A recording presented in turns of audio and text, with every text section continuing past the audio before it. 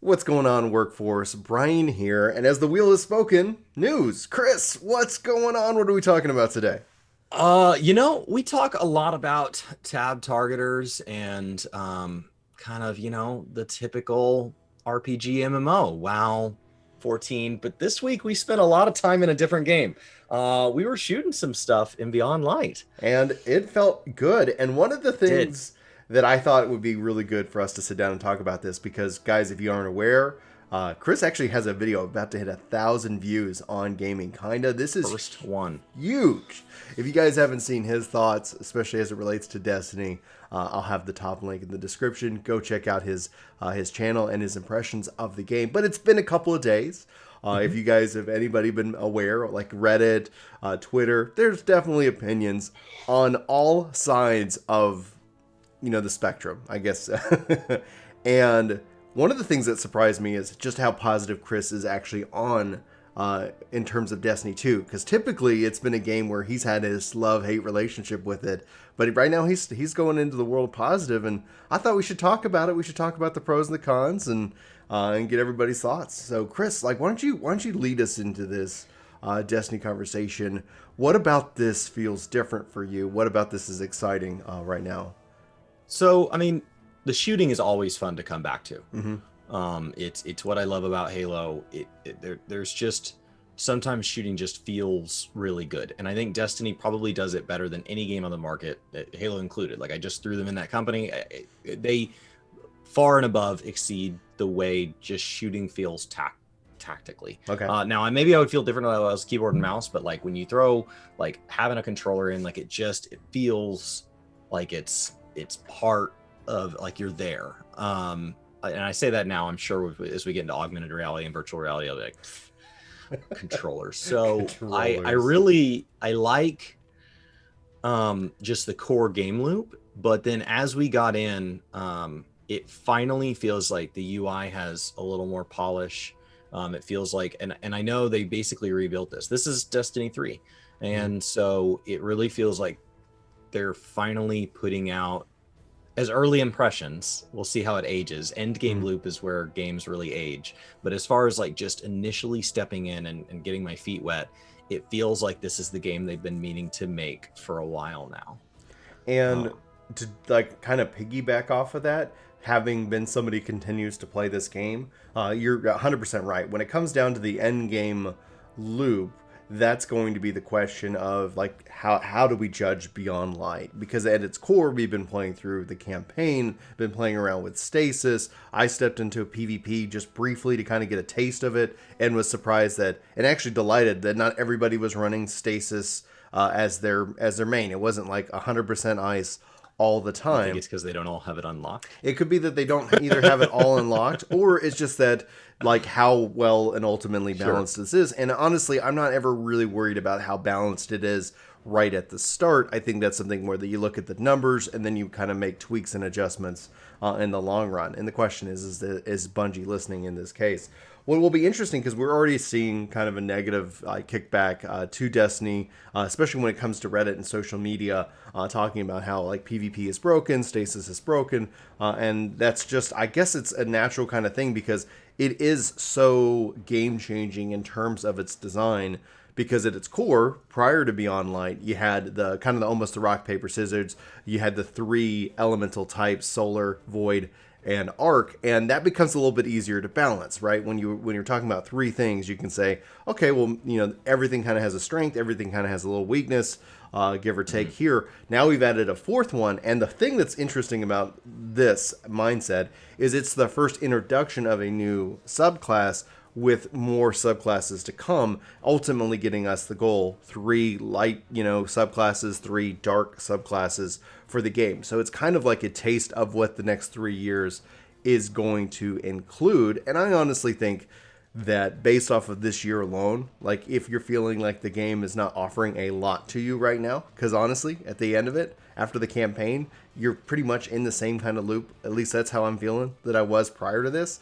They're like, you get in, you get your power for the week, and you know what? You go do something else. I think that's one of the things that maybe if you had the expectation, like, because Chris said it is a new game, but at the same time, it's also very comforting. It's also very familiar if you've been a part of this loop for a Right. while. And that's kind of the thing, like, Chris, like you're coming back to it. Like, what about this time, like right now, feels the most exciting? Is it the gap that you've been away from the game? Is that a refreshing kind of take that you've been away from it for so long, or is it just the fact that that gameplay loop is so like that is the thing. Like if you're going to sell a game off of one thing, Destiny has that right at its start. What do you think? I think the gameplay loop is the number one thing. I think that's one of the reasons that when other systems fall short, I eventually wear out. Is as soon as that gameplay loop becomes repetitive, there isn't anything else to carry it for me historically.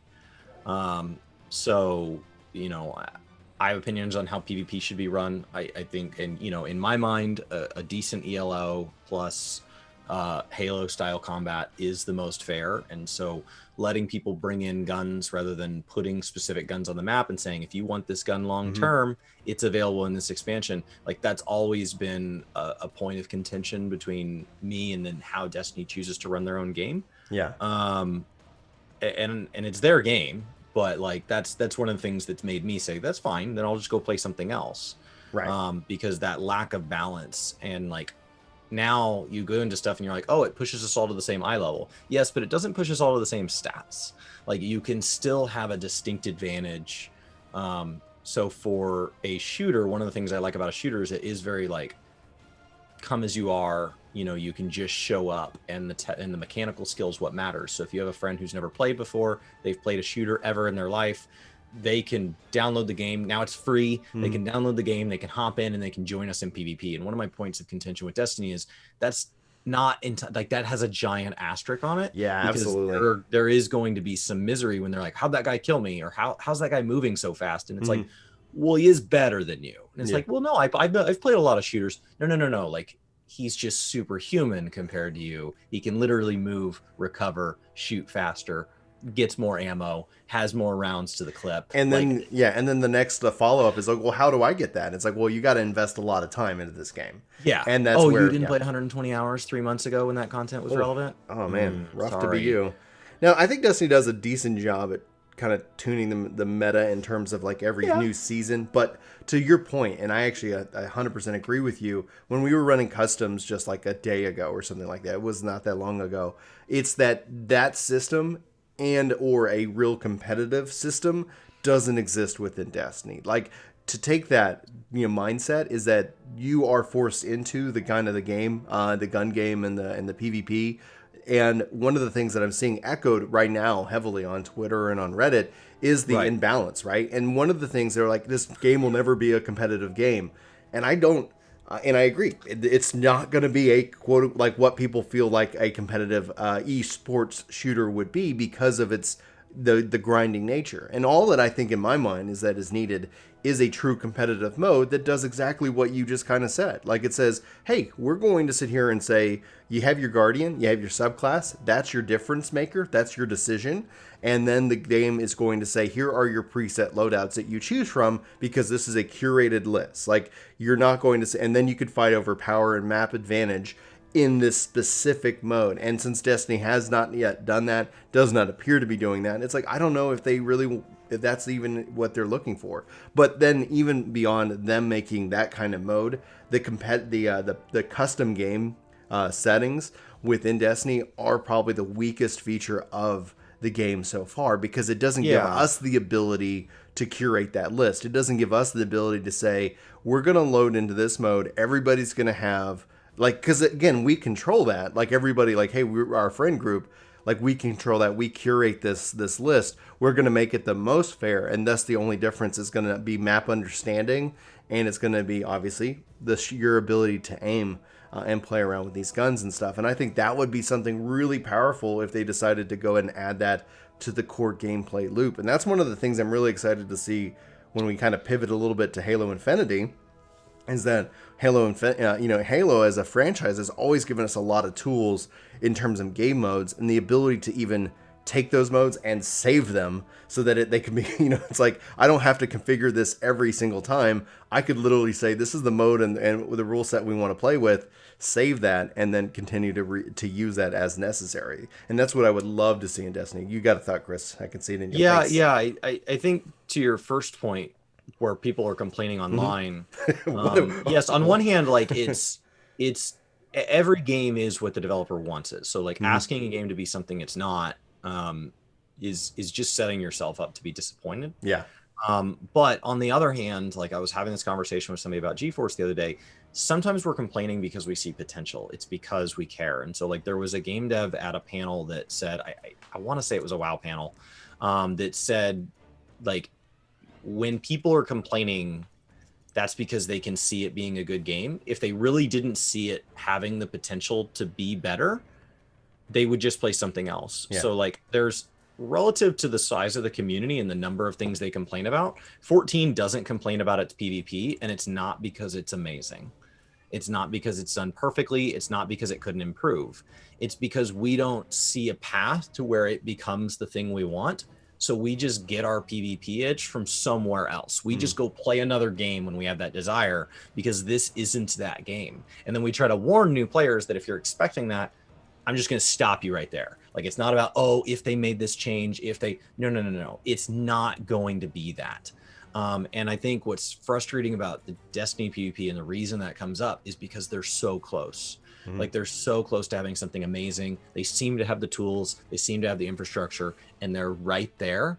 And so it's really frustrating to be playing in something adjacent that doesn't feel as good, when we think, man, maybe they just don't know that's what we want. Yeah. And so I think that's where that vocal piece comes from.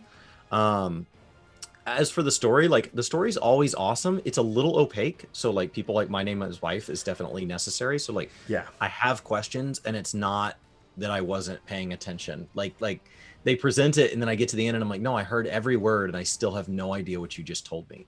But they present it in a way that I don't feel breaks up the fun, right? One of the things that I really enjoy, and I'm actually enjoying about World of Warcraft right now, is the exposition that is delivered while I'm playing, as opposed to, okay, kick back to, and not that I don't mind a good cutscene. Destiny's got a couple of really good cutscene moments that I've enjoyed, but I feel like they're well spaced and well placed, so they're not necessarily like, oh, in cutscene, oh, in cutscene. And 14 does a really good job at delivering on those cutscenes that are voice acted, and sometimes I think that's one of the weaknesses of its story, is that when I look at Destiny and even World of Warcraft, that exposition is in voice dialogue, as opposed to with 14, it's like you have these moments of voice that are like, I think, some of the most powerful, well acted, well directed, like set pieces. But then, you're in a dungeon and you're not necessarily getting that exposition fed into you about that world. So that makes something like, at this, a great resource within the 14 community, right? Like where the gap ends up being, it's there for those who are interested in it, and it allows the imagination and the discovery without making it necessarily required. Like, you're not required to know who Varys is. Like, you maybe have experienced him, but you can say, okay, this is kind of the guy who's kicking off the story. And then if you're interested more in his story specifically, then there's all these resources available to you. And I think that's kind of an interesting thing, especially when it comes to content creation in the age of these kind of games. We've, I think, briefly kind of talked about it before, where at what point are the devs just saying, we'll let the content creators fill in this gap, rather than put the investment into the game itself? I think more than just content creators, you can use the word community. That's true. And you can just let it become the thing that it wants to become. Yeah. When people can get together and they can speculate around the metaphorical water cooler, and they can get it together, and it doesn't have to be like, yes, we all love polished stuff that we can sit back and enjoy, like My Name is Spife, FS Asher, where this community has this person that just puts out this incredible quality level content, and our one complaint is there's not more of it. And the reasons that there's not more of it is because it takes a ton of time to make, and relative to the ton of time, it gets a fair amount of like needless hate, and it doesn't pay that well compared to the amount of work put in. Yeah. And so it's not so much ad revenue and stuff coming in, that it generates more creators. The only people doing it are people who do it first and foremost for the love of doing it. And if they happen to make a living at it, that's awesome. But like, honestly, you're asking for a person that like a community may or may not have. Like, it's just a rare gem that can put that sort of content out.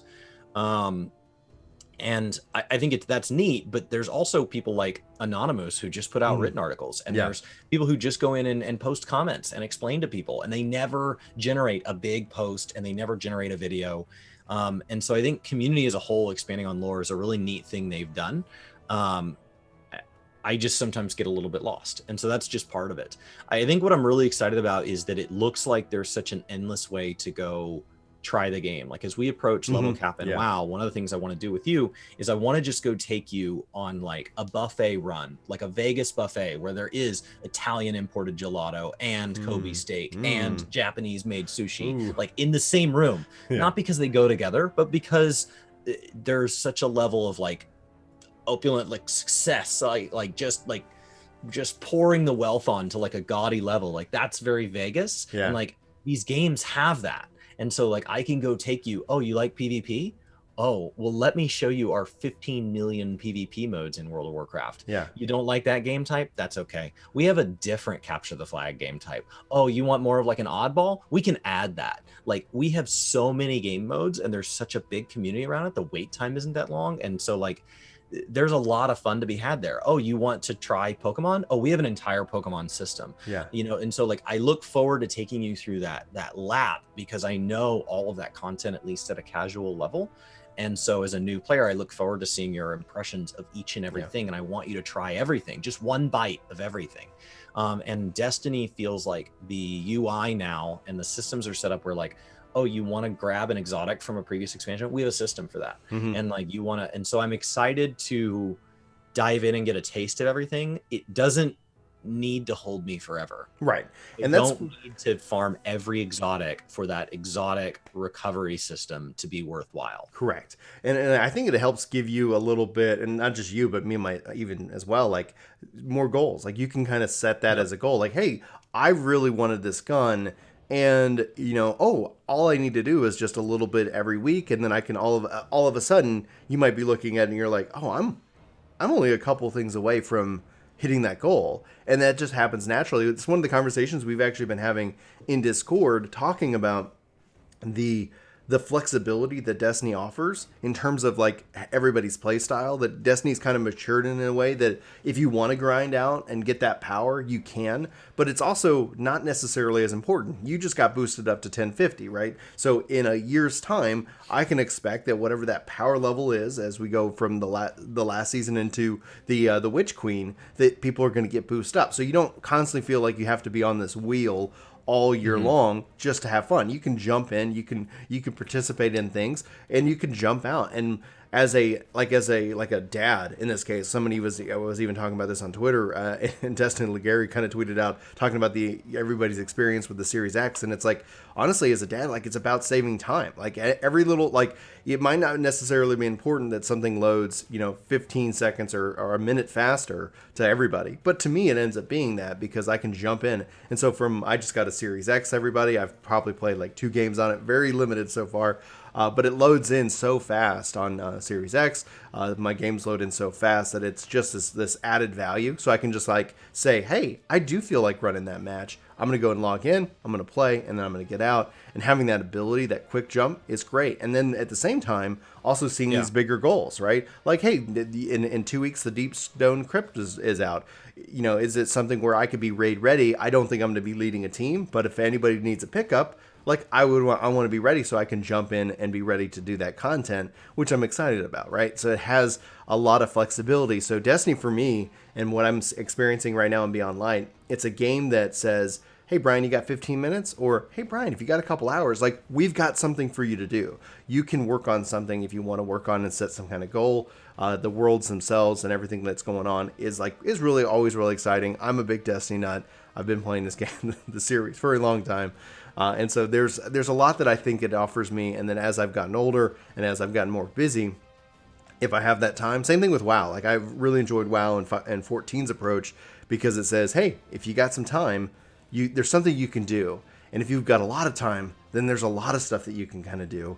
And it doesn't necessarily say I have to adhere my schedule to it. And so that's something I'm actually kind of appreciating, but I do see a kickback, especially in terms of like, there is definitely gamers who have way more time than me. And unfortunately, like we were talking right before the show, like Want to Buy Gold, it's like he's in heaven right now with the WoW pre-patch because he's got all these characters and all this kind of plays all the time. And he plays all the time, you know, so this feels and works for his schedule. But at some point, like as from a content creator and streamer perspective, like, hey, I've achieved everything. Like, okay, what do I do next?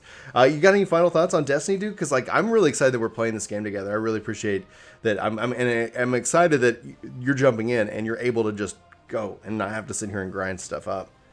Yeah, I mean, so the two caveats to Destiny that will determine if my initial impressions hold, because I think my initial impressions of a Destiny DLC expansion, whatever you want to call these, you know, bigger than a new season start, but less than like a new game. I'm typically this positive. And so like the caveat there is where am I at in 2 weeks? Where am I at in 2 months? And the two driving forces behind that are, how does the end game work? Most games, once you've played for a while, you very quickly feel like, you know, half this game is really end game. And then you play for even longer and you're like, you know, 3/4 of this game is really end game. And then you get to a point where you've played a game so long, like 14, like us, the leveling just feels like this sliver, this memory of your childhood that was so long ago. And end game has become such a definition of your experience that when somebody new comes in, you're like, you haven't even really touched the game yet. Because compared to what I've put in, end game is everything. End game is, you know, Boja is 14 right now because I forget all about the people who are on Heavensward for the very first time right now. And so that piece, as that becomes a bigger percentage of my time played in Beyond Light, I want to know what that feels like. And then I want to know what it feels like on real hardware. I've been playing on streaming and like, I get a little bit of input lag, likely due to my ISP, because it seems to be regardless of cloud gaming service. So I get and it's these brief moments. And honestly, if I called my ISP and I said, you know, there's this many seconds in an hour and you're dropping you're dropping my input, I'm having sudden spikes in poor latency, whole quarter seconds at a time, once every 3 minutes, like compared to the total number of seconds in an hour, it's an incredible uptime that I'm sure 99.9% of their users in my area think is perfect. But when you put it with cloud gaming, like anything but perfect is not perfect. Like it has to be flawless. That's one of the things that really single dropped moment. You feel it. That's the thing about like why I think Kinect was such a pain, is that when it worked back when the Xbox One launched, when it worked, it was magic. It's like, hey, and then now like Alexa and all that stuff just works, right? But it didn't work like 60% of the time. And so it's like, it ends up being like, because it's not working, even if it was working at 70% or 80%, like it's like, no, for this to really be a thing, it's got to be 100%. I got to rely on it in the sense that not like, oh, hey, Xbox on, you know what, F it. Let's just, you know, so you're 100% right when it comes to cloud gaming. That's why it's definitely not ready for the mainstream, because you and I are both on the same provider, but even still within different regions in the area. It could be my local box at the end of the street that's the problem. We don't know. So like it's not even provider. It's literally just where you at on the infrastructure. And there's nothing you can do to control it. So like, yes, that's just where I'm at. I have plenty of down, I have plenty of up, and I'm sure if you measure the total, if you count every lag as a total loss, not a delay, I bet my total amount of packet loss, my total amount of data loss is such a tiny percentage. But when you play something like Destiny, that tiny percentage just matters. I go to jump. It's less important like in my 14. Jump misses and I fall to my death, and that's so frustrating because I'm tapping the button and it's like, oh yeah, well you you weren't connected at that exact second. Exactly. And so playing on my own hardware is something that's not Destiny's fault. That's just something. It's not even necessarily the cloud gaming service's fault. It just is what it is, and that's something I'm actively fixing. So slowly adding parts to the pile. I'm excited. Processor, hard drive, RAM, and motherboard showing. As soon as the wheel comes down, today's package will be going up, which is my case. Nice, dude. And this then is exciting. Tonight for tomorrow to add to the pile, I think is power supply. Is that all and your then- pieces, or are you still missing some? And sometime tomorrow, my graphics card shows up. Nice. Best for last. And Oh my gosh! Like, do you think you'll be able to start streaming this start streaming next week on a PC? So my plan was to start streaming by December 1st. I thought it would take that long to get a hold of my graphics card. I know that many people have tried to get a hold of a 3080, and I feel incredibly lucky, for that to have been possible. I don't know. Okay. So like, I'm not going to promise anything. I'm still promising December 1st. Yeah. I'm not, like, it probably makes me a really bad CD Projekt Red employee. I should promise an hour from now and then announce a delay.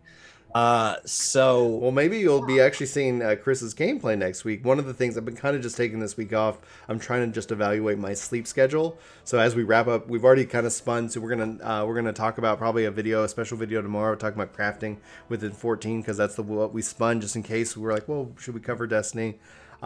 And so we'll be talking about that in another video. You guys can hopefully check that out tomorrow. But I've been kind of taking this week off. I'm probably going to try to stream some on Saturday. Just depends on what the day looks like. But if Chris has got his PC build, I might be kicking Monday morning off bright and early, and then being able to kind of toss over to him on the Work to Game, which will be the second link in the description if you guys are still here. So that will be epic. You can kind of see Chris and do some. I can't promise it'll be smooth out of the gate, but We'll see. We're we'll gonna give learn. it a shot. It's all educational stuff. It won't be the hardware, so just know if something's failing, it's this guy. All right. Well, Chris, any final thoughts before we wrap up today's video? No, I think that's it. All right, guys. Thanks. Think that's it. Guys, be sure to go check out Chris's not streaming channel, his gaming channel, Gaming Kinda. Link is again in the description. Go give him some love. He's almost to 1,000 subscribers, and he's almost got a video for 1,000 views.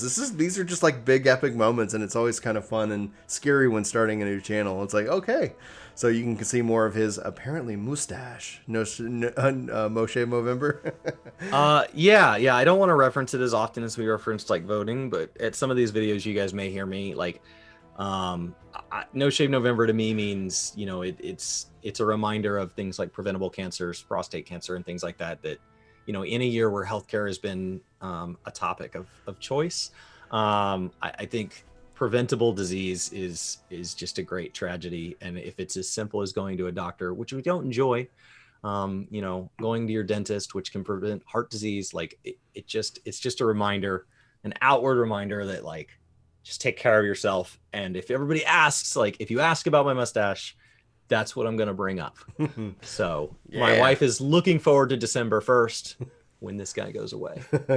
All right. Well, thanks everybody for tuning in. Be sure to check out our next video and talking about crafts. And as always, keep sending your topic suggestions in the comments below. For Work to Game, my name's Brian. My name's Chris. Thank you so much for watching. Hopefully you have a fantastic day, and we'll see you soon. Take care. Take care. I need to just come up with like the actual words so that you like kind of like where you see in some podcasts where it's like, and Guardians out, or something like that for the fire team chat. Because I think I throw you off because sometimes I'm like, I don't actually, I'm just riffing. Anyway, bye guys. Love you.